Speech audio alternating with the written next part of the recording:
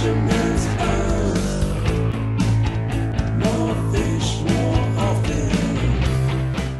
Hello, everyone, and welcome to the Fisherman's Post Saltwater Podcast Series. This episode is titled Late Season Red Drum, and I'm talking with Captain Alan Jernigan of Breadman Ventures Guide Service. He operates out of Topsail, Holly Ridge, Sneads Ferry area, and we're going to be covering such areas as baits and locations, gear and tackle, and all focused around the insights on the fall transition for these redfish. I'm your host, Gary Hurley of Fisherman's Post. Fisherman's Post has been serving the saltwater fishing community since 2003. We've been giving you fishing reports, fishing tournaments, fishing schools, premium member content, and here in our latest and greatest effort, the Saltwater Podcast Series, where we reach out to our captain and guide friends from up and down the North Carolina coast, asking them to share with us their knowledge, their insight on how to catch more fish more often. In this endeavor, I am joined by my podcast co-host, David Hardin of Hardin Creative Media. Hello, Gary. Hey, David. Welcome back to the show, man. Yeah, man. Redfish. Yeah, everyone loves, I know. I love redfish. Right? State fish, popular fish, and everyone wants to be able to catch them better, catch them more fish more often. Yep, that's it. That's me. And I'm excited because Captain Allen, known him for a long time. This is his first appearance on the podcast. Cool. That'd be great. And before we get started, let's thank our sponsors. Let's please thank our sponsors. We got Port City Signs and Graphics, Sabrina and the crew, cranking out some quality content all over the area. Just reached out to them currently, man. They actually printed some leaderboard logos for us, some nice sort of like laminate hard surface images for our leader. They print out every leaderboard logo, but they just helped us out with some surf tournaments. Good stuff. I'm going to show you a sign, and you tell me whether this is a Port City Signs and Graphics creation or some other creation. I enjoy this feature of our podcast. Are you ready? I am ready. Okay, here is the first sign. It says, I was kidnapped by mimes. They did unspeakable things to me. Man, this segment is upstaging Terrell's jokes lately. Look at this. That's good, but that does not have Sabrina's touch on it. All right, well, let's look at another sign, and you tell me what you think. This is a sign from Airly Home Sites, custom crafted residences, and it's a directional sign to the sales office. Looks good, man. So they probably put that sign up, man. They do it all. Like they walk you through everything. And one thing that we haven't been plugging, I'm going to plug it here tonight, is they do boat wraps. And so originally, I think Sabrina imagined boat wraps and via Fisherman's Post, but then she came to realize that so many business owners, watch the podcast, are fishermen. And so, we've been targeting business owners, but I feel like I should get back to plugging boat wraps as well. I know they do them. They've done ones you've seen on the water. So if you've seen them on the water and you go, that's a good looking boat wrap, it's a good chance she did it. That's cool. We also have yourboatmoney.com to say thank you to. Yeah, remember, it's yourboatmoney.com and New Coast. And again, that's our friend Scott. What do you got?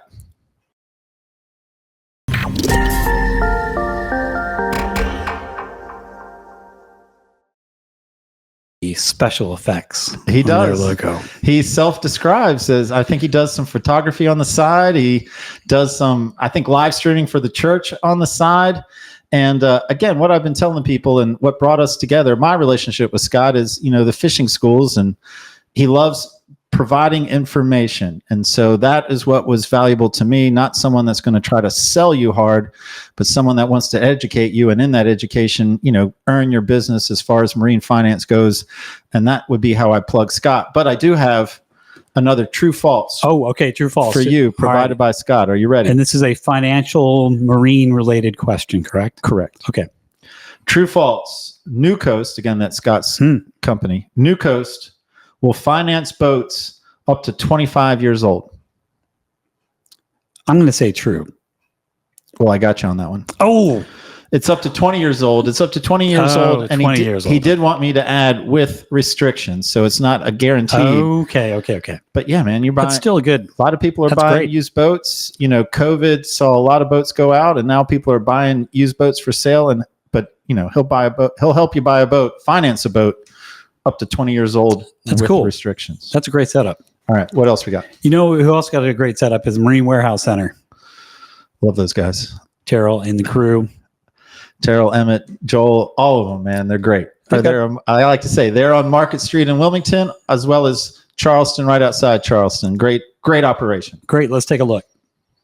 Matt with Marine Warehouse, excited to give you guys a huge update. We're now carrying Seabourn and Spider boat line. Of course, we have the newest models of Carolina Skiff, Sailfish, Sea Chaser, and Pan Marine. With over 60 boats in stock at a Wilmington location, let's schedule a sea trial and let's get you on the water today.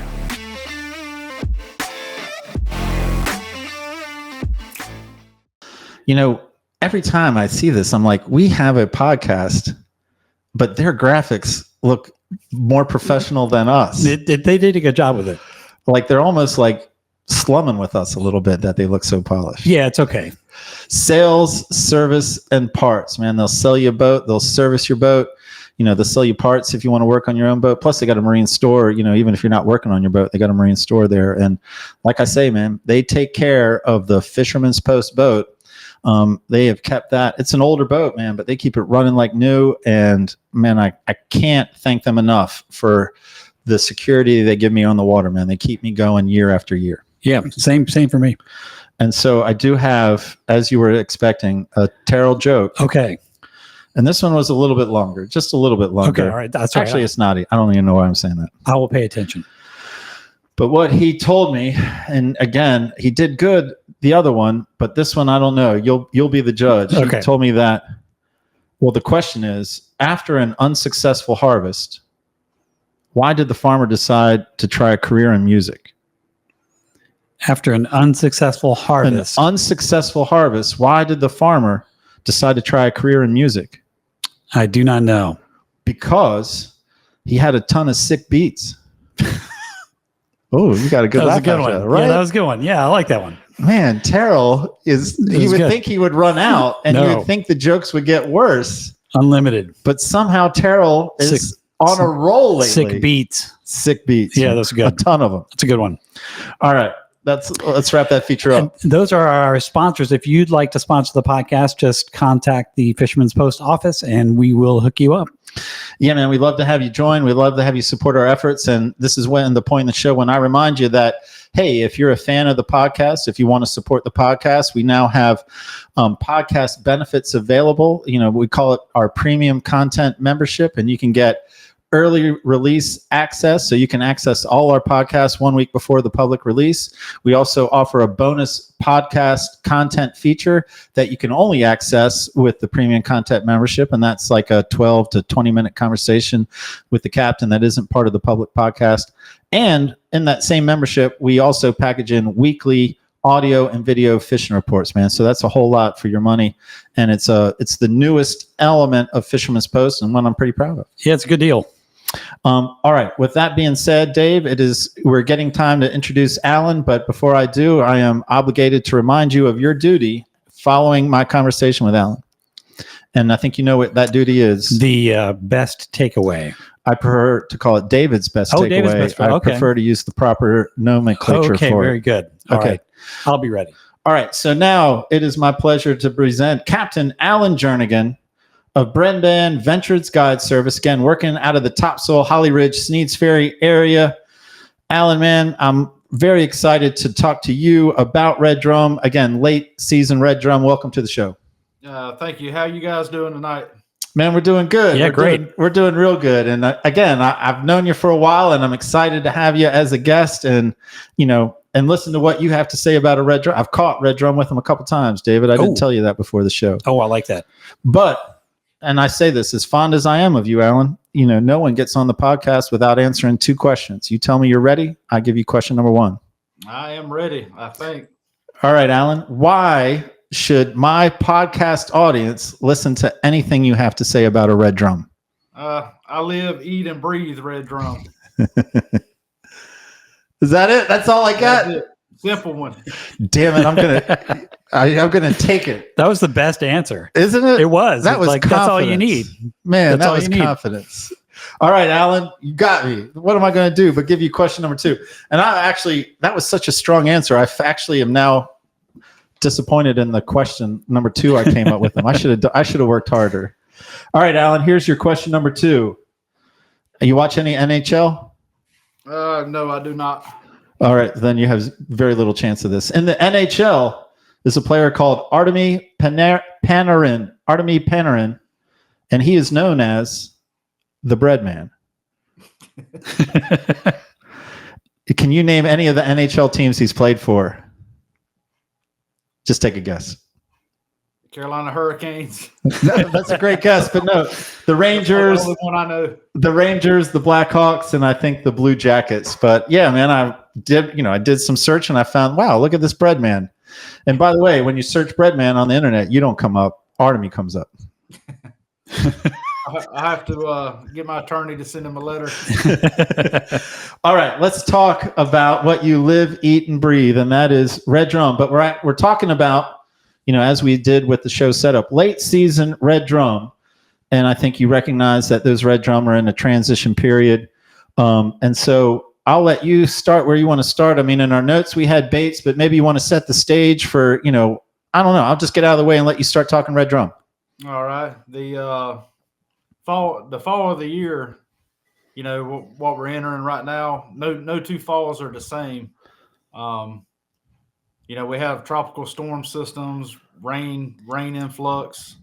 No years are no two fall late season fall time periods are the same. It's always different year to year. So many different variables. These fish, they get on the move this time of the year. A certain population segment, I'm going to say, call it. That group of fish follows the shrimp out the inlets. The big white shrimp moving out, and they follow the mullets out the inlet, and they wind up on the beachfront. Everybody loves talking about Red Drum fishing in the surf in the fall. That's why so many fish go out there and congregate on the shoals. You got another part of the population that they move to their winter places where they're going to stay at. You got some of the fish that never even move at all. They just stay there at home for whatever reason. But it's definitely an interesting time of the year, and no 2 years are the exact same. All right. This is part of the, in our notes that really interests me is sort of understanding or trying to start to understand what you understand about redfish in the fall. So I guess what people will see if they see our reports or anyone's reports is that the fish are more singular in the summer heat. And then as the water cools, they start to school. Is that a correct understanding? No. The Red Drum stay in schools year round. Hot summertime, wintertime, springtime, they're always in big schools. You find them in the heat of the summer. I mean, it's going to be schools. It might be 50 fish in a school. It might be 500 fish in the school. What you have in the summertime, when people start talking about catching single fish, there's just more of a, I'm not going to say an abundance, because you still have the school fish. They're still in the schools. Those schools do not ever break up. Those single fish you see are more fish entering that size class that start the school. So a lot of the singles you see a lot of times are 24 inch, 25 inch, 23 inch. They've just lost along the way. Hadn't found their family they're going to spend their time with yet with the other schools. It's just kind of see that in the summertime, but the bulk of the biomass of the fish, they're still schooled up pretty good year round. All right, and so that'll set me up for this question. So I had to understand from that schools of Red Drum are generally similar sized? A lot of times they are. Sometimes they'll be all mixed up. You'll see them mixed up a lot in the wintertime. You might be catching 25 to 28 inch class fish, and there's a couple of 17, 18s mixed in them. You see that quite a bit in the wintertime. I see probably, I don't know. I mean, you see that a lot in the wintertime. Summertime, I see it more same size range, in the same groups. And if we're going to, again, if we understand a Red Drum more, then we have a better chance, I guess, of hooking a Red Drum. So what is there? You gave me like three different. I mean, I like it. I'm going to follow up on each one about moving out in the ocean, maybe some of their winter haunts, or just staying put. So in general, and again, there's always exceptions, what is the habitat they prefer in late summer? And then how does that mood change for them, like that they want something different? late summer, I mean, you got some fish, they stay in those same areas in the wintertime also. It provides, they got muddy bottom that warms up in the wintertime, so they'll stay there. You got other fish, they'll move around to the beach front. And I totally lost my train of thought. What was the question again, Gary? No problem. Because I'm not sure I'm asking a good question anyway, man. It's like, what is it that they most seek in the late summer, and then how does their motivation change in what they're seeking in environment as we move into the fall?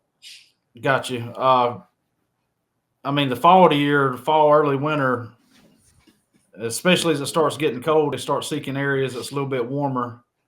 Muddy bottoms that warm up fast. I think the last trip I carried you on, that's the kind of areas we were fishing.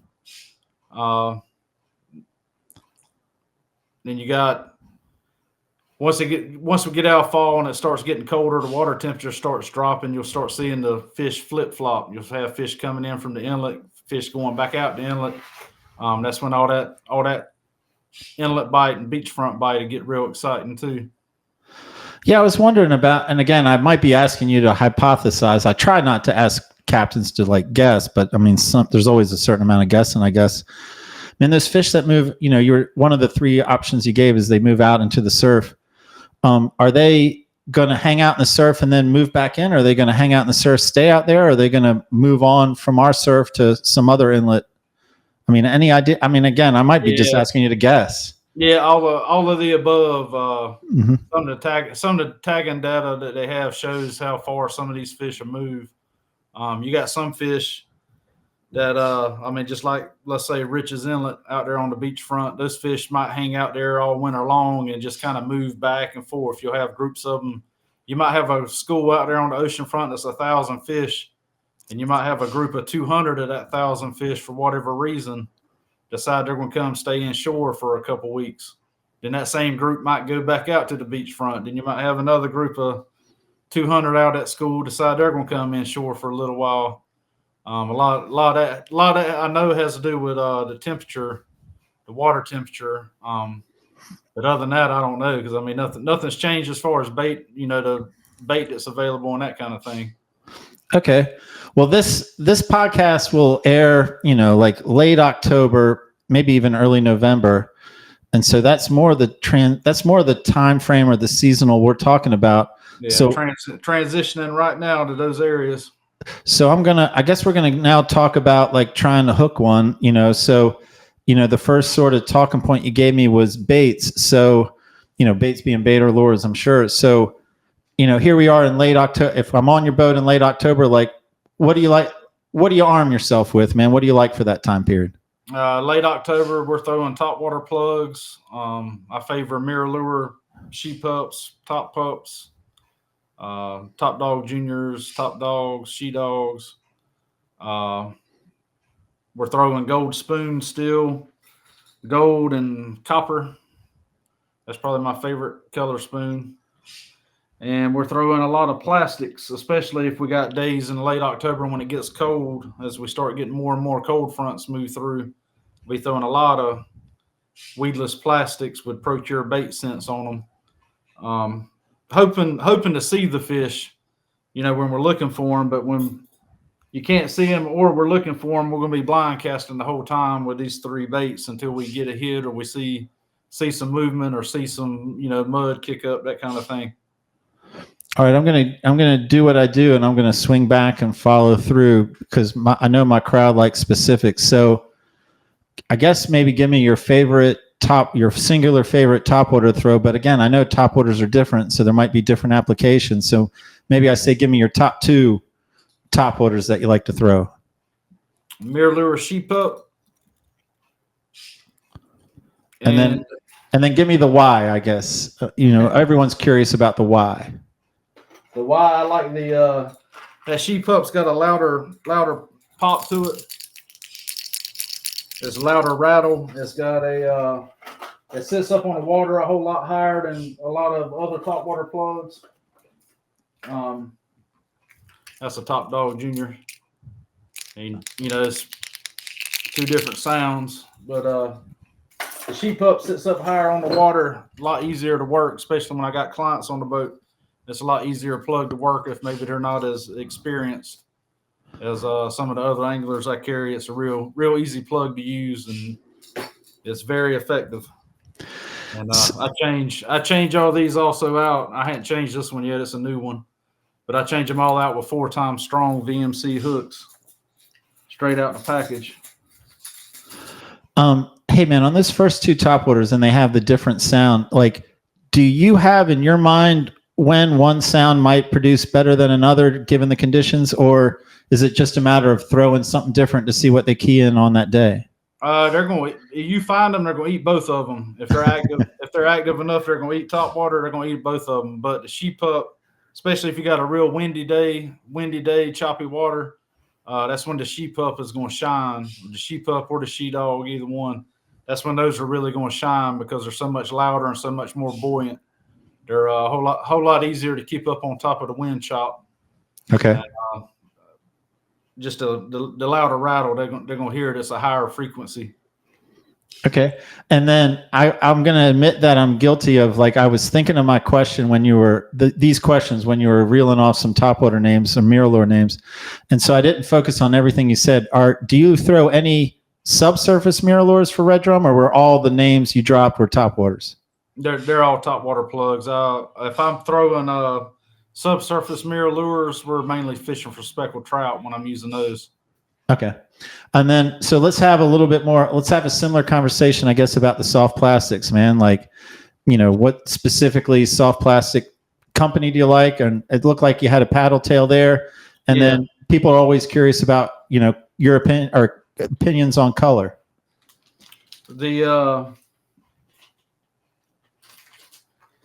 I like saltwater assassin, bass assassin. That's two of my favorite colors right there, as a matter of fact. But they're based out of Mayo, Florida. They're a small family-run business. Everything's made here in America. The whole factory, they got a whole factory going there. They employ 40, 50 people. That's number one reason I choose bass assassin, saltwater assassin. That's, I know where my money's going. I know it's supporting a business and a family that supports us fishermen. I mean, they do it because they love to do it. And Hey, will you say the name of those? I know you showed them to us, but we got a fair amount of people that just listen to the podcast. They don't watch it. This one is a saltwater assassin purple chicken. All right. Purple chicken. Yeah, the camera's messed me up. Y'all bear with me. Sure, man. These are 4-inch sea shad. That's a mama's chicken 4-inch sea shad. And this is probably my favorite bait. That's their shrimp cocktail. That's a gray ghost color shrimp cocktail. So they're all relatively darker colors. Is there a reason for that? I throw a lot of purples. Open at night colors. Those are colors that are good in clear water, stained, dirty water. That's just good all around colors. Okay. If you're worried about color, they say the darker the colors, the better in the darker water, lighter the color in lighter water. But red drum, what I found, they're not that picky, man. You find them, they're going to eat it. If they can see it and they can smell it, they're going to eat it once you find them. It's okay. I literally might leave today with 4 or 5 different colors in my bag, and that's it. All right. And then I believe you showed us that you like tying them weedless, even if you're not in an environment that requires weedless. Yeah, I always have them rigged weedless. Just for you're always fishing around some oysters, always fishing around a little bit of grass. Some areas we fish in the coastal rivers. We're fishing around a lot of structure, wood, stumps, that kind of thing. I pretty much fish them weedless 24/7. And you can see how I got them rigged right there. That's a VMC hook. This one is a 1/4 ounce, I believe. I throw a lot of 1/4 ounce and 1/8 ounce, just depending on the current and the depth of the water and how the fish are acting and where we're at. I don't know if you'll have an answer to this question, but like, what do you see as when people are trying to rig a weedless soft plastic, what's like the biggest mistake they tend to make? The biggest mistake they tend to make. I don't even know if that's a real question. I can show you what I do. A lot of people, they'll bury the tip of that hook in there. Hold it in front of your face, man, because your face is on camera. There you go. I usually don't bury the tip of my hook very deep. I just barely stick it in there. Okay. You'll see a lot of guys, they'll run that thing all the way down like that. And especially if you got a real subtle bite, you're really going to have to set the hook hard to get that hook to pop out and get in his mouth. It's there, about like that's how I want it. Soon as I feel him pick it up, I can pop it right in there. That's probably the biggest mistake I see people make. And you're a big fan of ProCure? Yes. I got a couple of my favorite bottles of that right here too. Yeah, man, show us. Blue Crab and Garlic Plus. All right. I guess you've gone through a few flavors until you settled in on those two. Yeah, I like shrimp as well. The only bad thing about the Garlic Plus scent, it kind of in a strange, weird way makes you hungry when you're fishing on the boat. It kind of smells like some cheesy bread a little bit or something. And then, I mean, maybe we get to this later, but I'm just going to ask you now, like, how often do you reapply? Like, are you committed to ProCure? Like, if we're in the fish and we know we're casting in the fish, I mean, the stuff lasts pretty good amount of time on your bait. okay. If we're in the fish and we know we're there and we know they're there and we hadn't got bit in a cast or 2 casts when you expect to get bit, I might glob half a bottle on that lure and dip it in there. But as long as you can feel it when it's still on the bait, if it still feels a little bit slick, you're good. All right, man. Well, thank you for letting me hit some of those follow-ups on those baits. And so the next thing, again, I have is locations. And, to set up your conversation on locations, I'd say, hey, man, keep in mind that we're talking like late October, early November even, or moving into November. And a lot of my guys, don't spend near the amount of time you have. So, help them out with what to look for, and they're not fishing your backyard either. So wherever you are on the coast of North Carolina, that time of year, like what's some of the things they should be looking for? What do you look for? This time of the year when they're transitioning, it's and this is the same from here all the way to Florida. You got to view the intercoastal waterway, the ICW. You need to view it like a river. These fish that's transitioning and moving, following the white shrimp, following mullets, they're moving up and down that waterway. That's what they're using to make their transit from whatever back bay they've moved out of, or whatever river or creek they've moved out of. I'll concentrate a lot on the ICW areas just when I'm searching, looking for fish. And there's times when they're in the ICW in the fall, you might find a school that's in 6, 7, 8 feet of water. And that's just their stopping off point for that moment when they're going, they're moving to wherever they're going to. I've got a couple places this time of the year we'll check pretty frequently that's like that. There's 7, 8, 9 foot of water, deep water oyster rock. People, a lot of people don't know about. It's right in the middle of the waterway. Those kinds of areas can produce. It's a lot of people don't think of the ICW that way, but it's just it's a different way to think about it. So for the person listening to this podcast and thinking, okay, so focus more on the ICW, and they're not going to know about the deep water oyster rocks that Alan Jernigan knows about. Like, what else should they be looking for? Like, what can they find either on electronics or, I'm guessing more just visually. Like, for me, I get out on the water and everything looks fishy. How do they start to decide where to, they can't cover everything. So how do they decide where to start or how to target their efforts?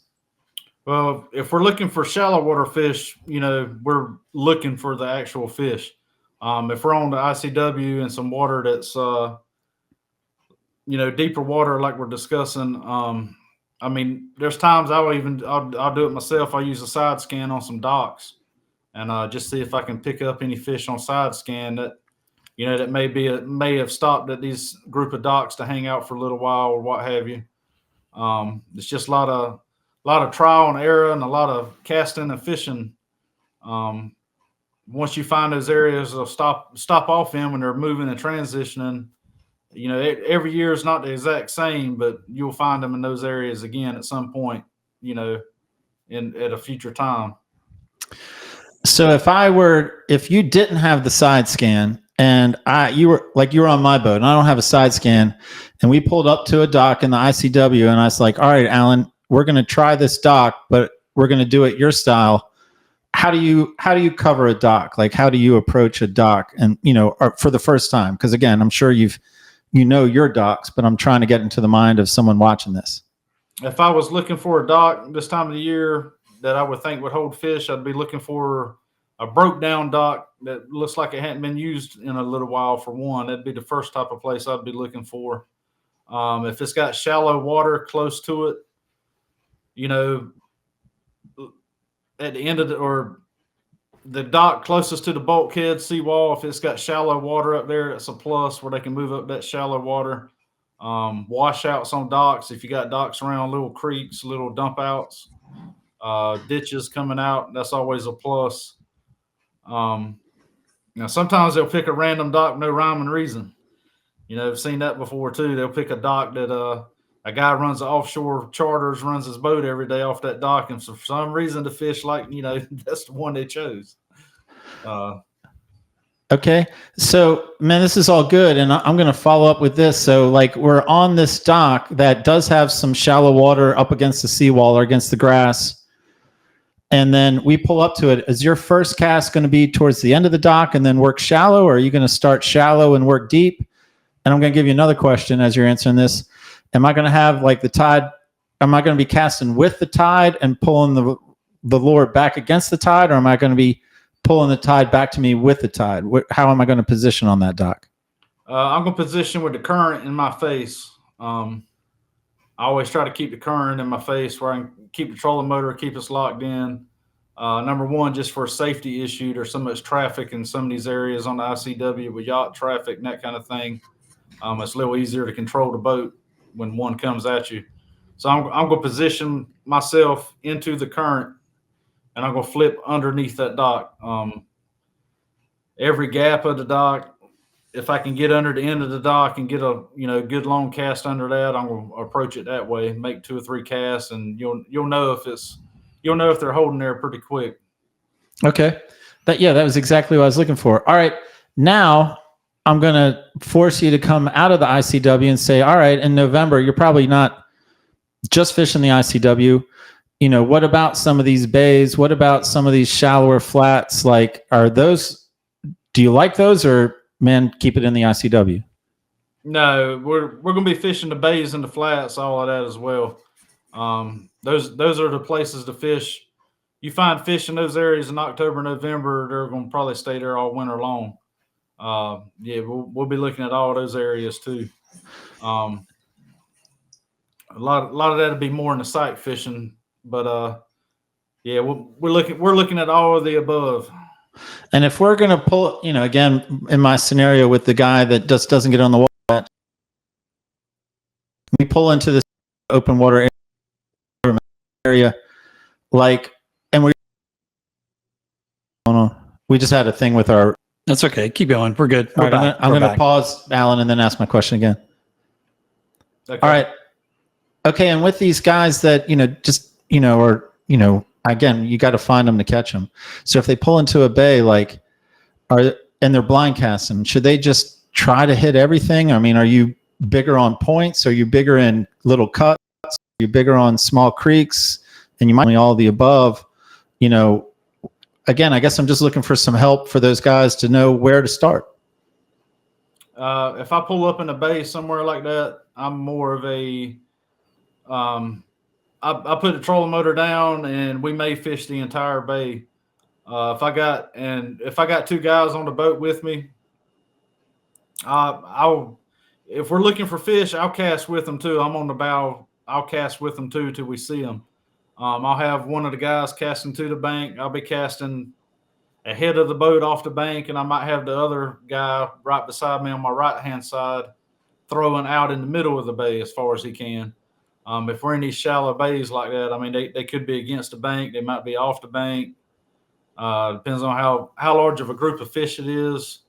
You just never know till you see them or run into them. You never know, where they're going to be holding at. They might be holding at a creek mouth dumping into a bay, or a ditch dumping into a bay, a oyster rock dumping into the bay. That's just more of a you got to find them kind of thing.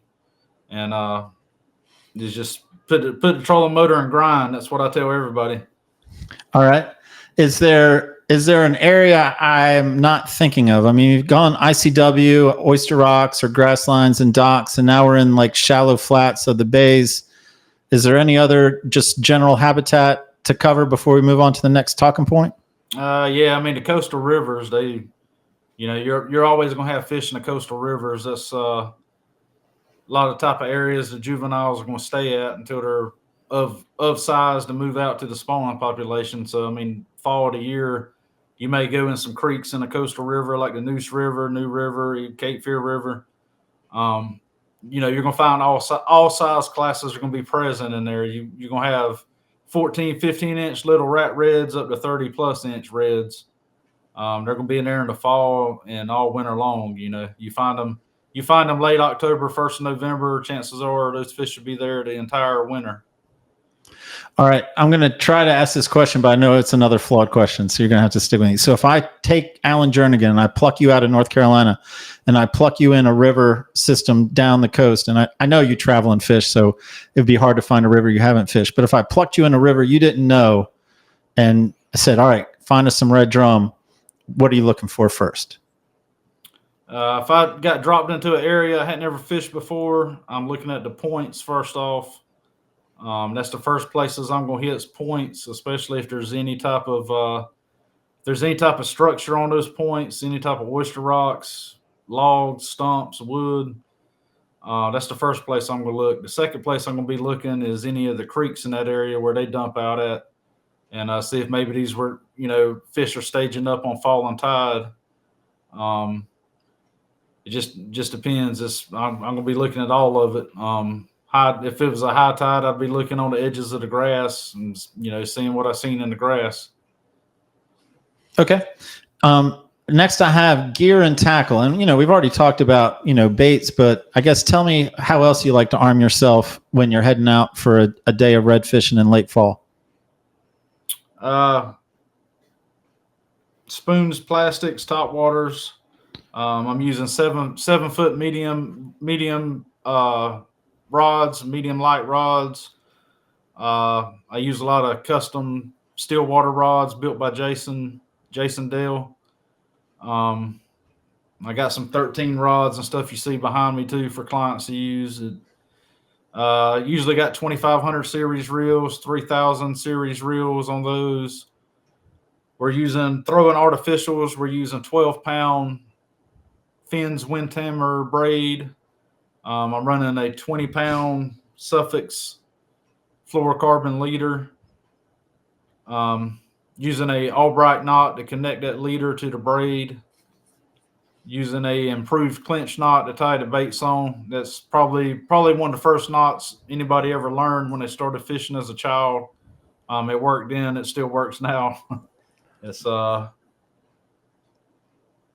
if we're fishing any type of bait, I'll do some bait fishing sometimes if I know there's black drum in the area mixed with the reds. If we're doing any of that type of bait, any type of that fishing, I'll step up real size sometimes to more of a 3,000, 4,000, depending on the situation, and 30 pound braid and 30 and 40 pound leader, just depending on how nasty of stuff we're trying to pull these fish out of. All right. So now what I'm going to do, thank you for that. Now what I'm going to do is swing back a little bit to technique and again, talk about your different main things to throw. So you got a lot of people on your boat, I mean, not at once, but you got a lot of different people on your boat. So I'm sure you're offering advice or just correcting behavior. So we're going to go through the list again. So on Topwaters, when you got a client on there, and how do you advise them? Like, what do you say? This is what I want you to do, and this is what I want you to avoid. A lot of the guys I get, if they're not, I get some people they just want they want to learn how to fish topwater. We don't generally work them super fast. It's more of a slow, steady. One of the tips I always tell people, you'll get people on there and they're trying to work it and reeling real fast, and I tell them. I hope lightning don't strike me, but I tell him to quit working it like Michael J. Fox. Bless his, bless his soul. I love him as an actor, but I tell him just slow it down. It's more twitching with your wrist than it is reeling. It's more of a cadence, but you don't have to crank it real fast or anything. It's kind of fish it slow, reel it slow. It's more twitching than it is reeling. Once they pick up on that little part of it, everybody's usually good to go after that. Another question I have about topwater. So like if I'm getting something to follow it and maybe they even take a swipe at it, are you of the mindset to, like, of course don't yank it, but are you of the mindset keep the same pace, or would you ever tell me, hey man, just let it sit for a minute and then restart it?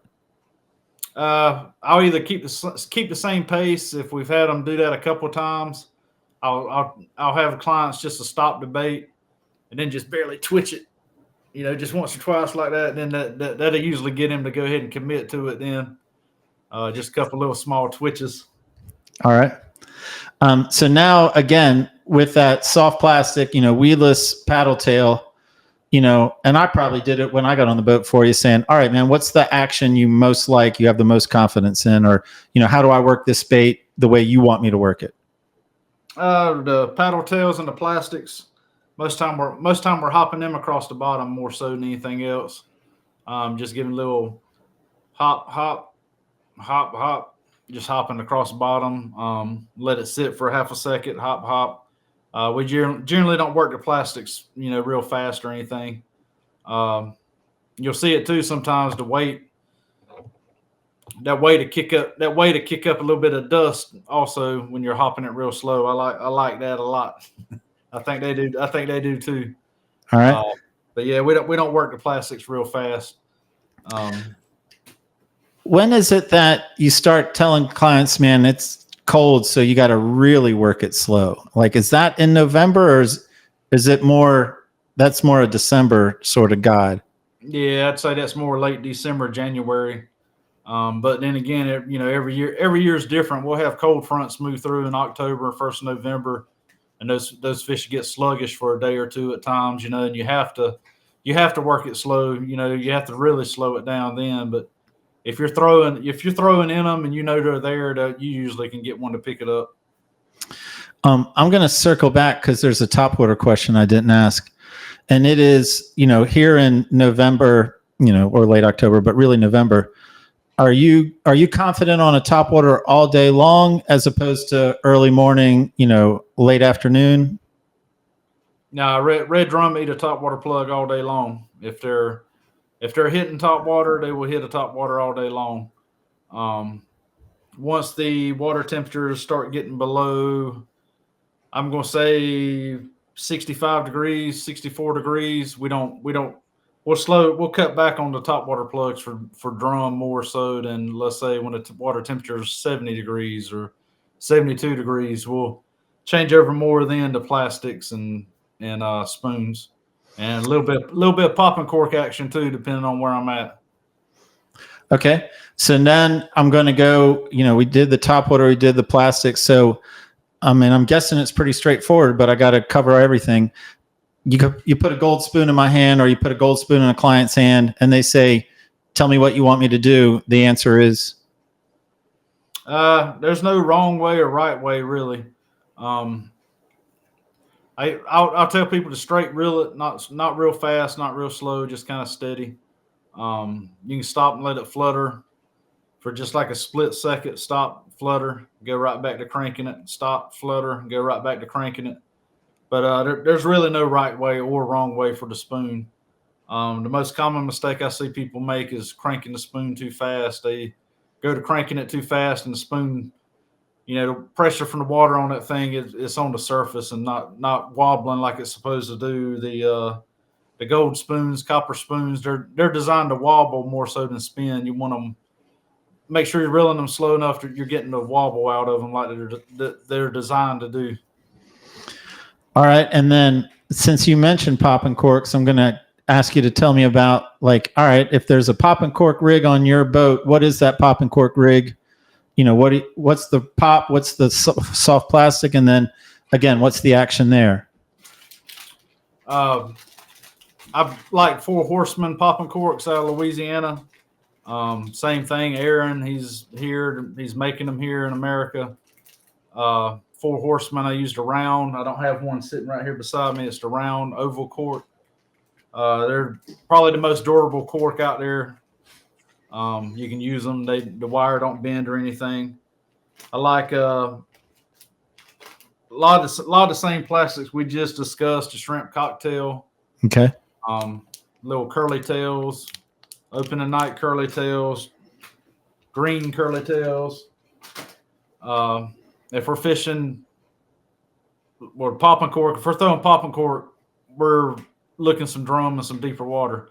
And there are usually some areas that's got trout there as well.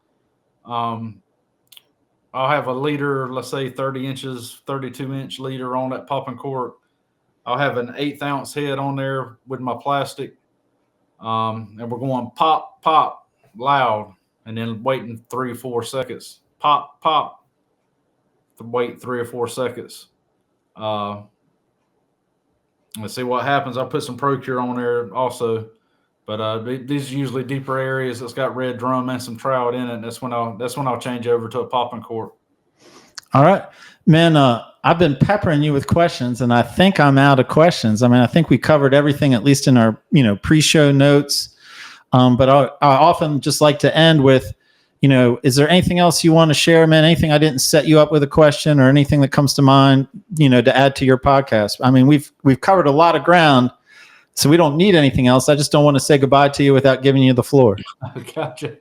Nah, man, it's this time of year, it's an exciting time of the year. Everybody loves fall fishing. Just get out there and catch them. That's what it's all about. All right. Captain Alan Jernigan, Breadman Ventures Guide Service. Been an honor to have you on the podcast, man. I thank you for taking all my questions, and I peppered you, man, and I've enjoyed it. I hope you did. Yes, sir. All right. Thank you for having me. Yeah, man. We'll check in with you soon. Yep. David Harden. Gary Hurley. Here we are. Tell you what, there was a lot of redfish talk. Yeah, man. He's trying to keep up. He's the redfish guy. Like he said, he wasn't a bullshit answer. Ooh, I'm not supposed to cuss on my own podcast. No, we'll believe it. He lives, breathes, eats red drum, man. He's their guy. Yeah. So there was a lot to absorb, but I did come up with what I remember most about this was the word purple chicken. Just because I want to say purple chicken on the podcast, but that was one of his soft plastics that he recommended from the Bass Assassin, I think, and the purple chicken with some Procure on it. That the with the weedless rig and a garlic scent, and that'll set you in the right direction, I think. Yeah, man. I when he was talking, I was thinking, man, I should have weedless on more often than I do. Like it is, why not? It's a great go-to bait, and you're often, even if you're not technically in a weedless situation all the time, you're sometimes in a weedless situation just as you're covering ground. That's right. I think it's a smart approach. Well, let's wrap the show up. All right. Well, I just want to thank our sponsors again. That's Port City Signs and Graphics, yourboatmoney.com, and Marine Warehouse Center. Yeah, man, can't say enough good things. Again, I'll say it too. Sabrina at Port City Signs, and I'm starting to plug more of the boat wraps for her. fan of Scott at New Coast, and yourboatmoney.com. And again, the guy believes in information, so reach out to him. I'd love to educate you. And then Marine Warehouse Center, as they have always been our strongest sponsor, and can't say enough nice things about them. I'll finish by saying, once again, if you like the podcast, want to support the podcast, or if you want to hear more of our conversation with Alan Jernigan, we're going to have a bonus content feature where we continue the conversation, plus early release and weekly audio and video fishing reports. And that's all I got. Let's wrap this up. All right. Thanks for watching.